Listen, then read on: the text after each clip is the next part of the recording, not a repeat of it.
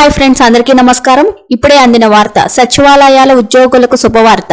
ఇక ఆ ఆంక్షలు సడలింపు. ఈ విషయాలన్నీ తెలుసుకునే ముందు ఈ వీడియోని ఎక్కడ స్కిప్ చేయకుండా కంప్లీట్ గా చూడండి ఫ్రెండ్స్. అప్పుడే మీకు కంప్లీట్ ఇన్ఫర్మేషన్ అనేది తెలుస్తుంది. అలాగే ఇప్పటి వరకు మన ఛానల్ ఎవరైతే సబ్స్క్రైబ్ చేసుకోలేదో దయచేసి సబ్స్క్రైబ్ చేసుకోండి. అలాగే లైక్ చేయడం మాత్రం మర్చిపోకండి. లైక్ చేయడం వల్ల ఇలాంటి ఇంపార్టెంట్ ఇన్ఫర్మేషన్ చాలా మందికి రీచ్ చేసిన వాళ్ళు మాత్రం ఇంకా లేట్ చేయకుండా వీడియోలోకి వెళ్ళిపోతాం ఫ్రెండ్స్. ఆంధ్రప్రదేశ్ లోని గ్రామ వార్డు సచివాలయాల ఉద్యోగులకు ఈ శుభవార్త. యూనిఫామ్ ను సంబంధించి అధికారులు కీలక నిర్ణయం తీసుకున్నట్లు తెలుస్తుంది. విజయవాడలోని గ్రామ వార్డు సచివాలయాల శాఖ అడిషనల్ కమిషనర్ జారీ చేసిన ఉత్తర్వులు బయటకు వచ్చాయి.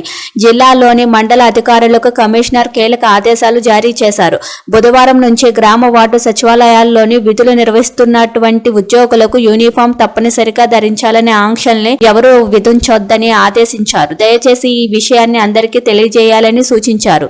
ఈ నిబంధన ఆ జిల్లాలతో పాటు మిగిలిన చోట్ల అమలు చేయనున్నారు. గ్రామ వార్డు సచివాలయాల ఉద్యోగులు కొత్త ప్రభుత్వానికి కొన్ని రిక్వెస్ట్లు చేశారు. తమకు 2 నోషనల్ ఇంక్రిమెంట్లు ఇవ్వాలని, అలాగే సచివాలయ ఉద్యోగులకు ప్రొబేషన్ డిక్లరేషన్ ఆలస్యంగా చేసినందుకు రావాల్సిన బకాయిల్ని మంజూరు చేయాలని కోరారు.